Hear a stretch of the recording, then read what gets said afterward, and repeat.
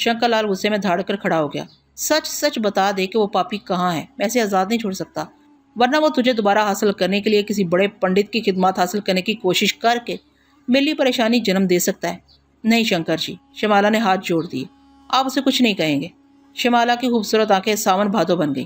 شمالا کی ضد نے شنکر لال کو اچھے سے اکھیڑ دیا۔ وہ لمبے لمبے ڈگ بھرتا شمالا کے پاس آیا، اس نے کھلے بالوں کو اپنی مٹھی میں کس لیا۔ شمالا کرانے لگی۔ شنکر لال نفرت سے ہونٹ سکیڑ کر بولا، سیدھی طرح اپنے یار کا پتہ بتا دے، مگر نہ یاد رکھ کہ اگنی دیوی کے اس سیوک نے کبھی نراش ہونا نہیں سیکھا۔ میں نے دیوی دیوتاؤں کے آگے برسوں ماتھے ٹیکے اور بلیدان دیے ہیں۔ کٹھن تپسیاؤں کے بعد جو شکتیاں مجھے پراپت ہو چکی ہیں وہ تو نہیں جانتی۔ مجھے دھوکہ دینے کے لیے میرے ساتھ کوئی چھل کپٹ کرنے کی کوشش کی تو میں تجھے ایسا شراب دوں گا کہ تیری آتما صدیوں دھرتی پر ویاکل بھٹکتی رہے گی۔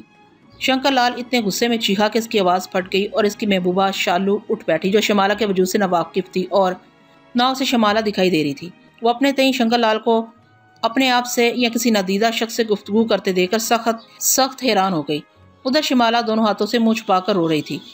مقدر نے اسے کس دوراہے پر کھڑا کیا تھا؟ اگر وہ راجو کا پتہ شنکر کو بتاتی تو اس کی رہائی کے امکانات ختم ہو جاتے، اور اگر نہیں بتاتی تو اسے اپنے عمل سے حکم عدولی کے سبب شراب بھی مل سکتی تھی۔ ادھر شنکر لال کے منہ سے غصے سے جھاگ نکلنے لگی تھی۔ وہ سوچ بھی نہ سکتا تھا کہ اس کے غلام دیوی یوں اس کا حکم ماننے سے انکار کر دے گی۔ یہ تو کالی شکتیوں کا کالا قانون تھا، ایسا کبھی نہ ہوا تھا۔ غصے میں وہ شمالا کو دو ہتھڑ مارنے لگا۔ شمالا چپ چاپ پٹتی رہی، مگر راجو کے متعلق اس نے زبان نہ کھولی، اور شنکر لال خود ہی تھک گیا اور چلاتے ہوئے کہنے لگا، دور ہو جا میری نظروں سے، دور ہو جا میری نظروں سے۔ میں تمہیں 2 دنوں کی مہلت دیتا ہوں، اگر پرسوں شام تک تم نے میری بات نہیں مانی تو پھر میں تجھے اپنے ساتھ نہ رکھوں گا، لیکن آزاد بھی نہ کروں گا، بلکہ موکل کو سزا دینے کا کشٹ کاٹ کر تجھے ہمیشہ کے لیے پاتال میں بھٹکنے پر مجبور کر دوں گا۔ شنکر لال کی دھمکی سن کر شمالا تھرا اٹھی۔ وہ جانتی تھی کہ شنکر لال یہ کر سکتا ہے۔ کالی شکتیوں کے قانون کی روح سے عامل اپنے موکل کو حکم عدولی کی سزا دینے کا حق رکھتا ہے۔ اور پھر شکنتلا کے حواس بیدار ہونے لگے۔ وہ کسمسانے لگی، اس کا سر بھاری تھا، طبیعت میں بوجھل پن تھا، اس کی آنکھوں کے پیوٹے تھرتھرانے لگے۔ اسے یوں محسوس ہوا جیسے موسیقی سے در و دیوار گونج رہے ہوں۔ اور پھر شکنتلا نے آنکھیں کھولنا شروع کر دی۔ اسے کچھ یاد نہ آ رہا تھا کہ وہ کہاں ہے۔ تھوڑی دیر وہ حال ذہن رہی، پھر ذہن کے پردے پر منتشر خیالات گڑمڑ ہو کر آڑی ترچھی لکیریں بنانے میں مصروف ہو گئے۔ آہستہ آہستہ بکھری سوچیں یکجائی اختیار کرنے لگی۔ کلوپترا، جنرل سیزر، پھر ہلاکو خاں اور شکنتلا جھٹکے سے اٹھ بیٹھی۔ وہ پوری طرح بیدار ہو چکی تھی اور چوکنی نظروں سے سر گھما گھما کر آگے پیچھے دائیں بائیں دیکھنے لگی۔ وہ ایک پلنگ پر لیٹی تھی جس پر عام گدا بچھا تھا۔ یہ کوئی کمرہ تھا جس میں ٹیوب لائٹ جل رہی تھی۔ شکنتلا کمرے میں اکیلی تو نہ تھی، کمرے میں 2 اور لڑکیاں بھی تھیں، جن میں سے ایک ٹیپ ریکارڈر پر ابھرنے والی میوزک کی دھن پر رقص کر رہی تھی۔ کمرے میں موسیقی کی لہریں ہلکی ہلکی تھرتھراہٹ پیدا کر رہی تھیں۔ یقیناً یہی میوزک تھا جس کے ردم کو شکنتلا نے ہوش میں آنے سے قبل عالم بے ہوشی میں ہی محسوس کر لیا تھا۔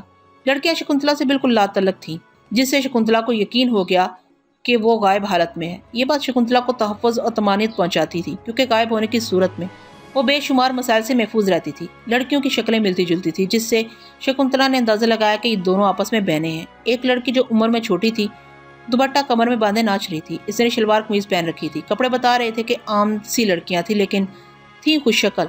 رقص کرنے والی نے بالوں کی چوٹی بنا رکھی تھی اور خوبصورت پراندہ اس کی کمر پر جھول رہا تھا۔ ہوگی یہی کوئی 16-17 سال کی۔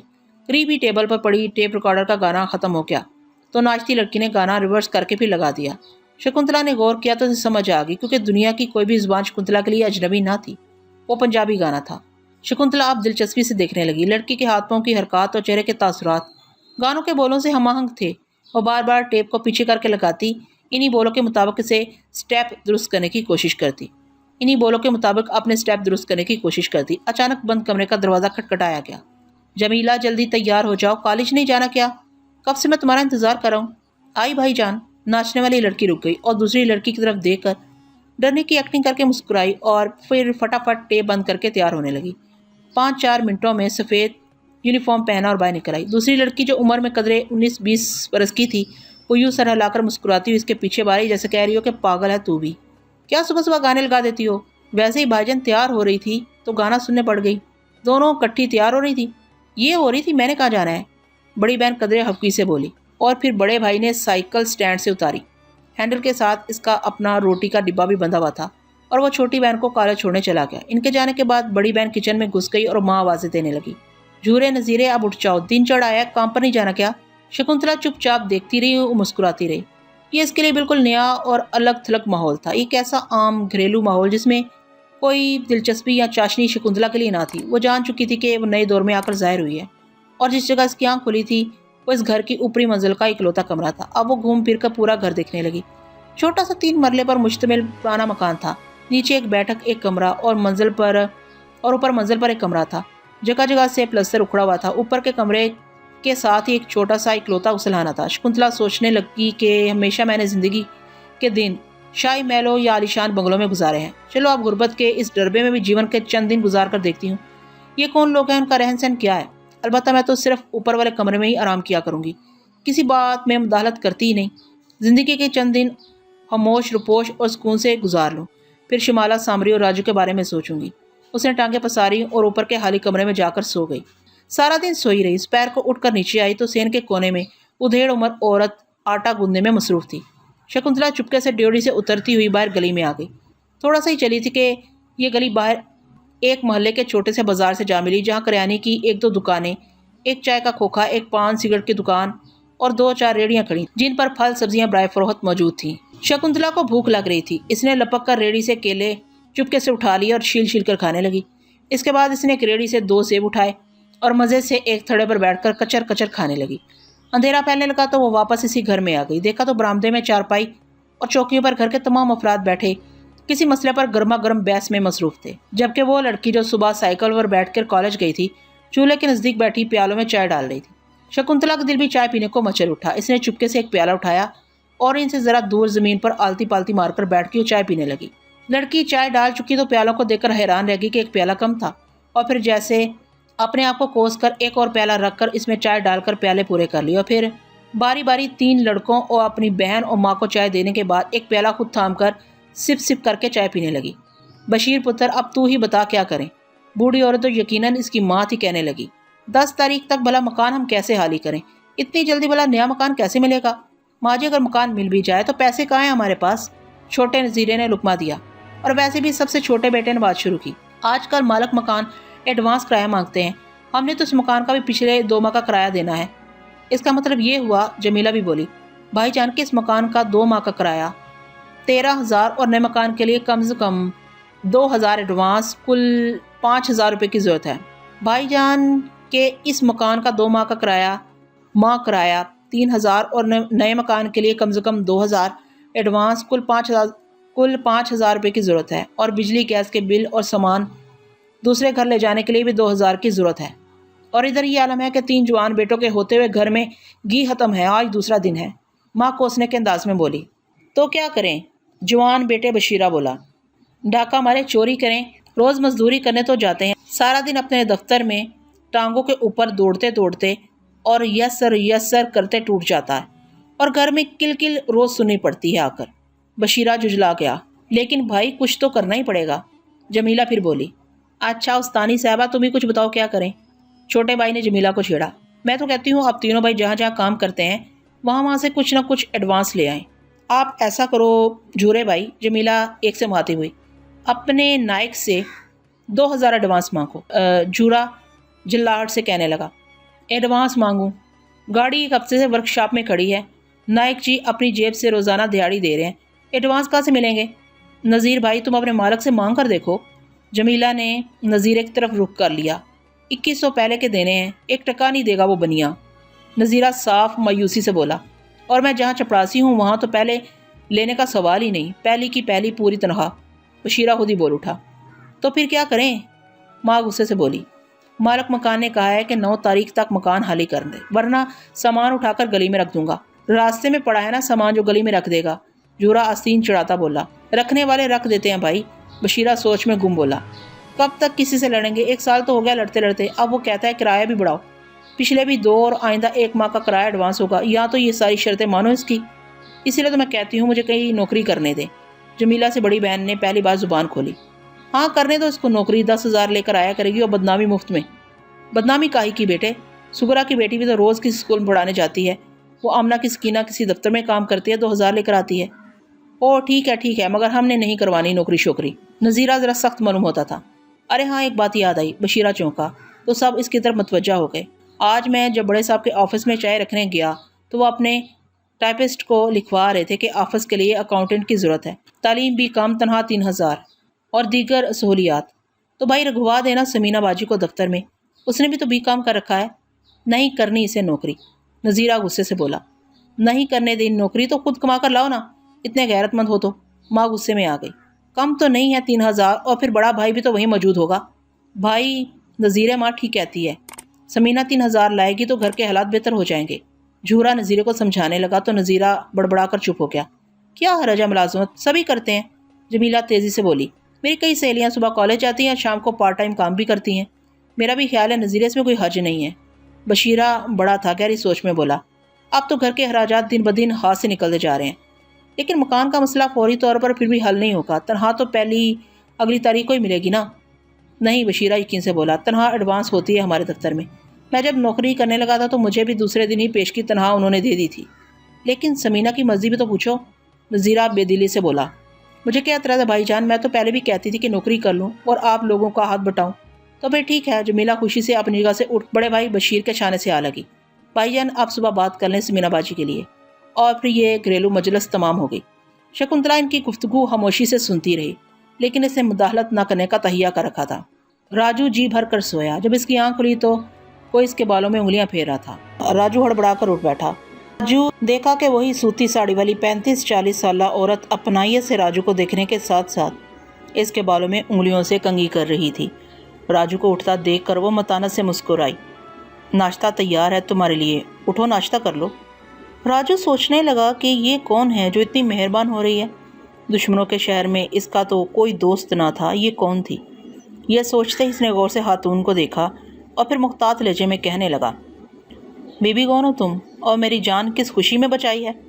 راجو کی بات سن کر وہ اتنا مسکرائی کہ اس کے دانت نظر آنے لگے۔ مسکراہٹ اس کی اچھی بھلی تھی، تاہم بظاہر وہ کوئی ستی ساوتری تھی۔ کیا اتنا کافی نہیں کہ تمہاری جان بچ گئی؟ باقی باتیں ہوتی رہیں گی، چلو پہلے ہاتھ منہ دھو لو اور فریش ہو جاؤ۔ وہ اس کو اشارہ کر کے اٹھ کھڑی ہو گئی۔ راجو نے بھی سر کو جھٹکا، کمرے میں ہی ایک طرف بنے چھوٹے سے باتھ روم میں گھس گیا۔ نہانے کے بعد تھوڑی ہی دیر بعد وہ کھانا کھا کر فارغ ہو چکا تھا اور سگریٹ نکال کر سلگانے لگا۔ ہاں اب بتائیں کہ آپ کون ہیں جو میرے لیے رحمت کا فرشتہ بن گئیں؟ پہلے یہ بتاؤ کہ تم کون ہو اور تمہیں پرتھوی کے گنڈے کیوں مارنا چاہتے تھے؟ خاتون کی بات سن کر راجو سوچ میں پڑ گیا کہ اسے کیا بتائے، کیا حقیقت بتا دے یا کوئی بہانہ کر دے؟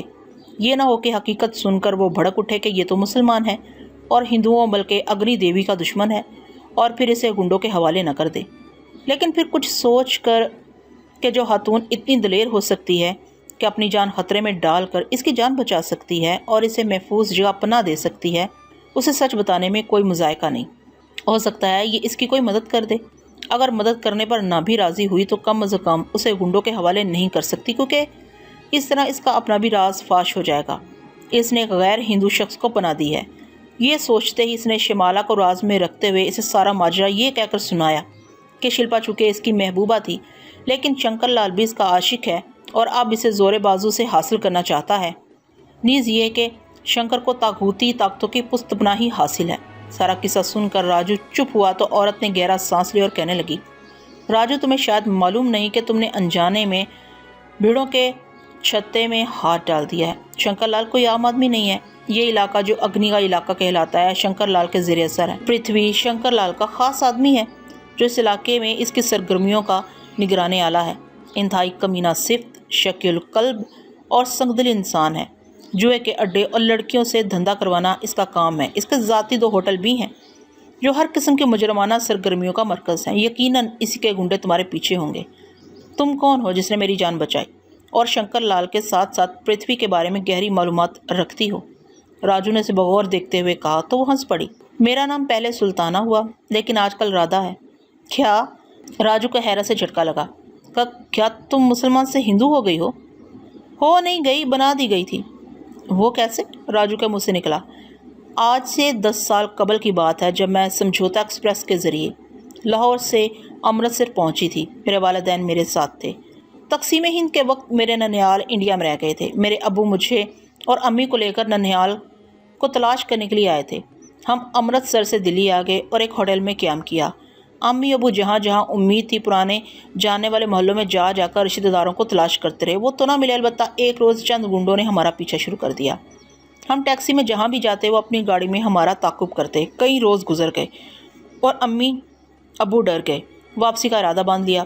جلدی کی غرض سے رینٹ کار سے گاڑی کرائے پر لے کر دلی سے امرتسر جانے کے لیے روانہ ہوئے، لیکن ایک ویران جگہ پر ایک پیچھے سے آنے والی 2 گاڑیوں نے ہماری گاڑی کو روک لیا اور مجھے بے ہوش کر کے اغوا کر لیا۔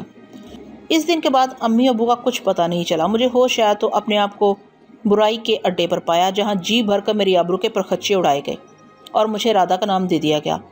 5 سال مجھے اسی جگہ قید رکھا گیا، جہاں میرا واسطہ ہر روز نت نئے اور کئی مردوں سے پڑتا رہا، جہاں میری کوئی مرضی اور جذبات نہ ہوتے، بس حکم کی غلام تھی، ان درجن بھر لڑکیوں کی طرح جن کے پر میری طرح کٹ چکے تھے۔ 5 سال کے طویل عرصے کے بعد جب میں اس قبرنما گھر سے باہر نکلی تو ایک مکمل بری عورت بن چکی تھی، جو چند سکوں کے عوض سب کچھ کر لیتی تھی، لیکن میرے اندر ایک اچھی عورت ہمیشہ سے چھپی رہی۔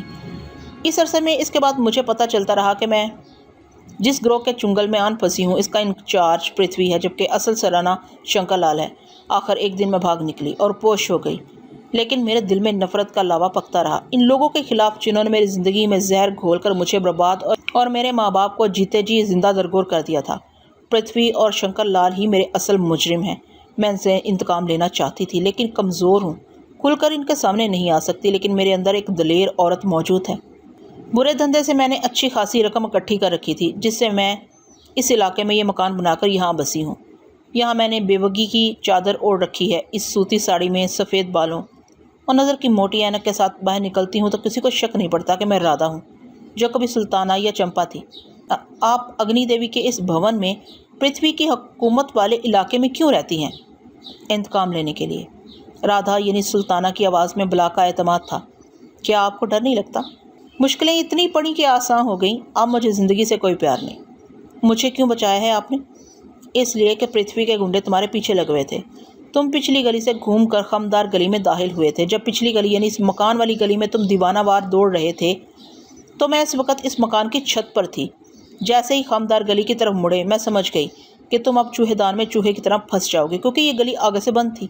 تم یقیناً مارے جاتے اگر میں بروقت کارروائی نہ کرتی، مگر میرا سوال پھر وہی موجود ہے کہ تم نے مجھے کیوں بچایا؟ پرتھوی کا ہر دشمن مجھے اپنا دوست لگتا ہے، اس امید کے ساتھ ان کی مدد کرتی ہوں کہ شاید ان میں سے کوئی دلیر نکل آئے جو میرا انتقام ان سے لے سکے۔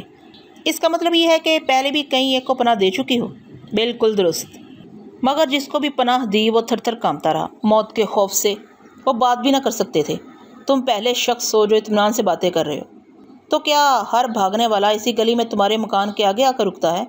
راجو کے لہجے میں تمسخرانہ انداز ابھر اٹھا۔